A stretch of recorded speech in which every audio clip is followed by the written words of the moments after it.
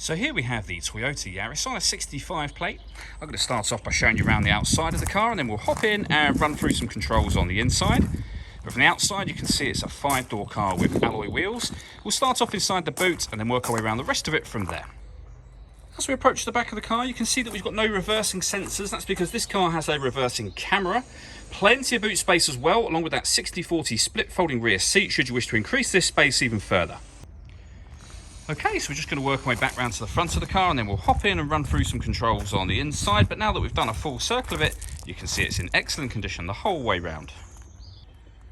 Just briefly before we climb in, I think it's what we're seeing the interior from this exterior point of view. There's plenty to run through on the dashboard, so let's hop in and we'll do that now. Okay, now that we're inside the car, we're going to start with the dials. On the left-hand side, we have the rev counter. We have the speedometer in the middle, and on the right-hand side, the fuel gauge.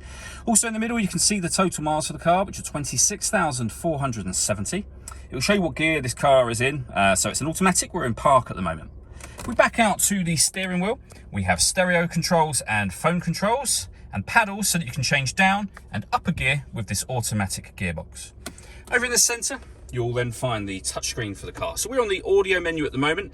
You can see we have AM, FM radio, Bluetooth, iPod input as well, and USB input. So plenty of ways to listen to your music in this car. If I pop the vehicle into reverse, you'll also see we have a full colour reversing camera with guidelines that show you what direction the car is headed in relation to the image shown on the screen. Below that, we then have air conditioning. So you can determine the temperature, the fan speed, and the direction the air is being distributed in. When you're happy with those settings, that button turns your air conditioning on, and it's on at the minute. It will turn it off again as well, of course. This dial will either bring in fresh air from outside of the car or recirculate the air that's in it. On this setting just here, this is a great way of heating the car up or cooling it down quickly depending on the temperature you set just here. We have a 12-volt charging socket, USB input underneath there, the gear lever for the fully automatic gearbox, and then down the bottom here we can put the vehicle and the gearbox into sport mode, and we can turn on and off the traction control as well.